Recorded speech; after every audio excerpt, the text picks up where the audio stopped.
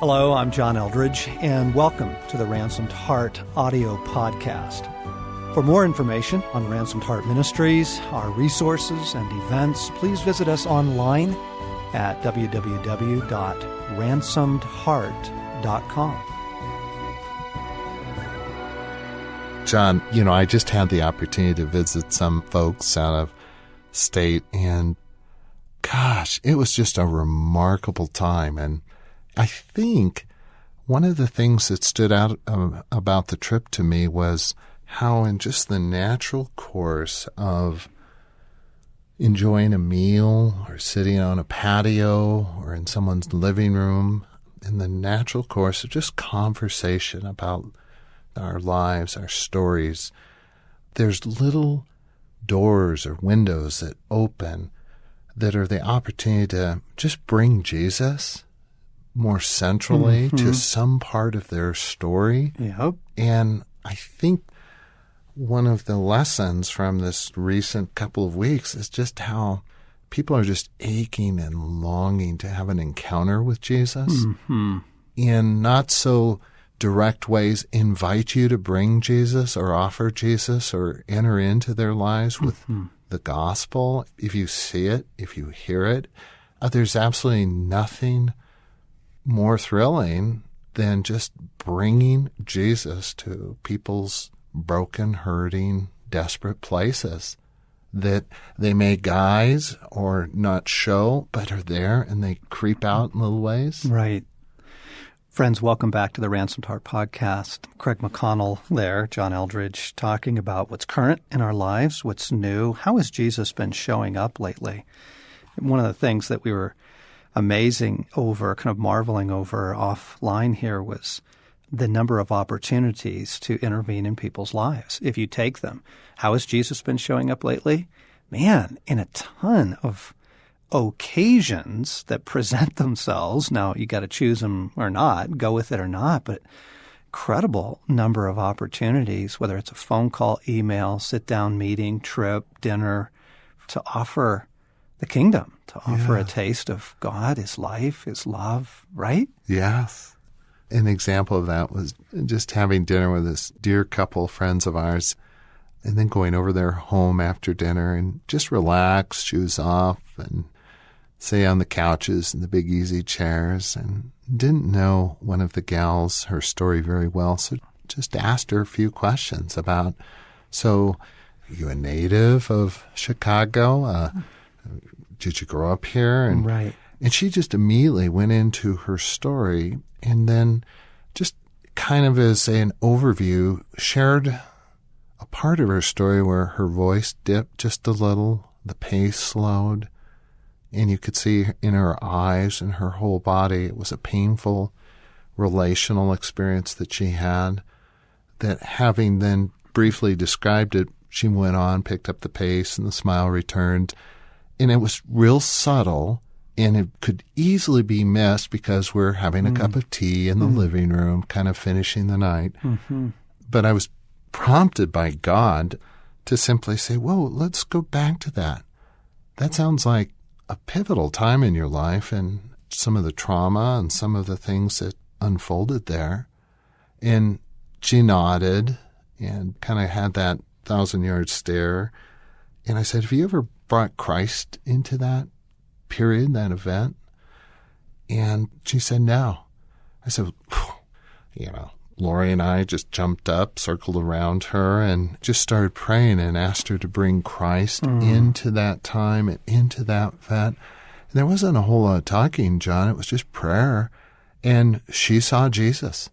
And He came and He validated and He affirmed and He spoke to her in parched areas that were now decades old. And He just came and just lifted the pain and the burden, the guilt and the shame.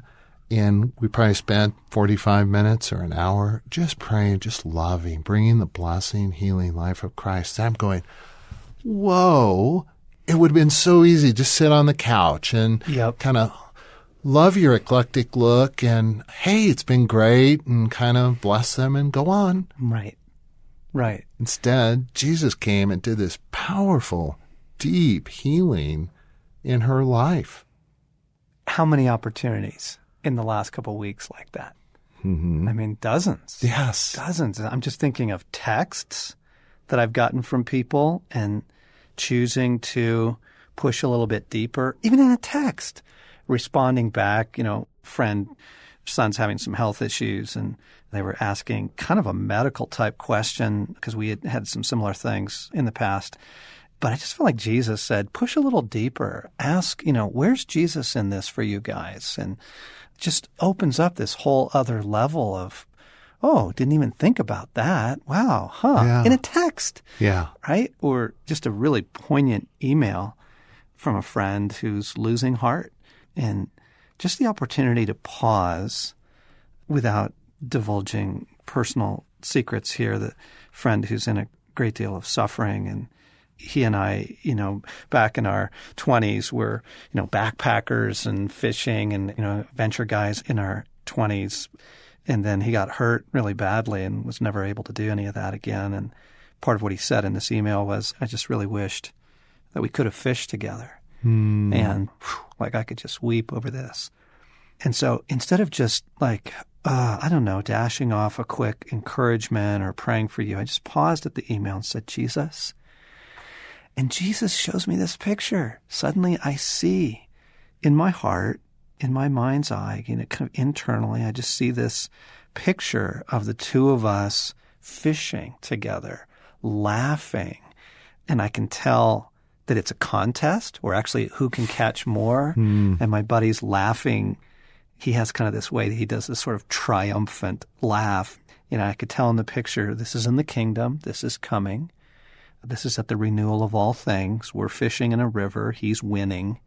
And the joy of all that. And I was able to share that. I just wrote that out to him in an email. Just the opportunity to engage someone's heart, catch them in a nosedive, offer Jesus. And I think what I quickly want to point out about these two stories is, friends, neither of those stories were about professional training. Right. Neither of those stories were about anything other than, Jesus, what do you have here? Yeah. I mean, just the beauty of Jesus, what do you have here? Pause, inviting Jesus into it. My son's just sent a text last night, and he's got some health things going on, and I don't know what the answer is. Yes. But just pause. Jesus, what are you saying? I'm looking to you. Can you shed some light in this? That posture of opening the opportunity to Jesus versus expertise, training, background, wisdom, answers, that's not what it's about. Yeah. Yeah. No, an illustration of that just from last week is we were with a couple and just rich, deep, wonderful conversation, enjoying one another. And we're sitting out on their deck, on their patio, and made the suggestion, let's just invite God into this. And so we kind of took our postures of prayer. And what was remarkable, John, was no one prayed much because just in being still together, the wind picked up, this beautiful warm breeze. The wind chimes seemed to be singing. And then every migratory bird that was within 5 miles started just singing.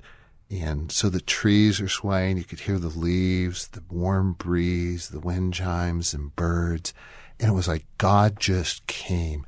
No one had to say anything. And it was like each of us afterwards, 30 minutes of just silence together, just felt the presence of God. And he came for each one of us in some deeply profound, personal way, just in the silence together and just letting him do what he wanted to do. And in that case, there were no words.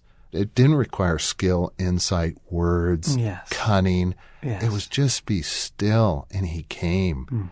And a little awkward for a typical social moment is, spending 45 minutes, half hour, sitting around a table, just being quiet with your eyes shut or staring off over the trees. Yes. Do you know what I mean? Oh, I do. Letting Jesus come. Yeah. Letting him come in whatever way he wants to come. So we also were, back in January, we were with some dear friends who we only see maybe once a year. And we spent several days together. And we kind of invited them into a little bit of sort of how we do life.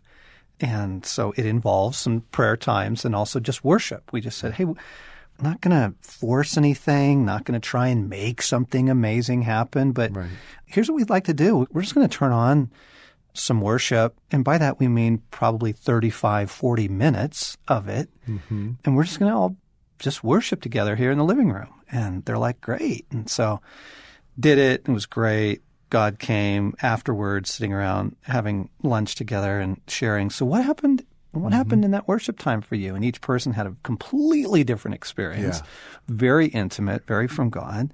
But the really cool thing is this, is that got an email from them this week, and that's now part of their lives. And they are so excited, pumped. And the wife was saying, it's changing our lives.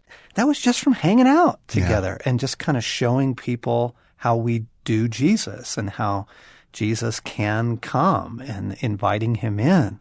So, when we say, what's current? What's new? What's going on? Man, the opportunity and occasions for Jesus to come in creating a little space, a little room, that sure feels like it's going on all the time. Yeah. I'm sure we're coming across our excitement in these stories. I really do believe that there's all these little secret gardens God provides along the path that it's just so easy to miss. Little nooks and crannies of bringing the kingdom or having the kingdom brought to you or enjoying or savoring. As you're getting into your car to drive an hour and a half and you're listening to a story and God captures you. It's just being aware that there's moments Jesus may come for you and there's moments he may have you just bring the kingdom. Isn't it just kingdom living? It really is, which is a different kind of thing than expertise or training or for the select few. It's just kind of opening up the windows and doors of your life to allow Jesus to come and show up and guide and direct any way he wants. Even last night, I talk about the difference between relief and restoration. And at the end of the day, you're exhausted, you come home, the pull is to relief. And by relief, just do something to just kind of, it's that second glass of wine, it's go turn on the television, it's, open the cupboard and see what there is to munch on, just the reach for relief versus what we actually need in those moments is restoration. We need his life. We need his love. We need God. And so last night I was sitting down. I had a little bit of space. It was after dinner. Stace was doing something, and I had some time. And so I sat down to read. I'm currently in Moby Dick, Melville's famous novel. I sat down to read Moby Dick, and Jesus just went, that's not what you need. And I knew it. I'm like, yeah, you're right. I need you. And just a subtle choice to go from distraction, something that will distract me for the next hour, versus, oh God, I need you. I need to return to just some core truths. So open up the Psalms, find one of my favorites, read it, stay in it, pray in it. And the difference between relief and restoration, huge. And again, just these small opportunities, just open the door to Jesus, let him set the agenda, let him redirect, let him change the conversation, let him suggest what you listen to, let him, it's just Jesus living, I think, what we're trying to describe, right? Just living naturally with Jesus. Friends, we shared this in hopes of, one, just encouragement and reminder, God comes. He's around us. We live and move and have our being in him. David says in the Psalms, where can I run from your presence, actually? If I fly to the far ends of the earth, you are there. If I go down to the depths, you are there. I think the hope in sharing last time and this time on just what's current is reminding you to open the doors and windows to the presence of God, to Jesus. Go with where he's moving. Invite him into things. He is showing up all the time, especially, and if I can add this little footnote, especially if we don't insist that he show up in certain ways. Yes. I think that's the number one thing that really constipates our spiritual life and kind of freezes or compounds our spiritual distress, is that we get into a posture of, like, right now in my life, there is one way that God can show up, and I want him to show up in this way, and like, that's just brutal because he doesn't particularly like to operate in those constraints. And frankly, the soul actually has a very difficult time experiencing him under those constraints. So kind of taking that pressure off, saying, I yearn for you to come here in this, like this, but God, where are you coming?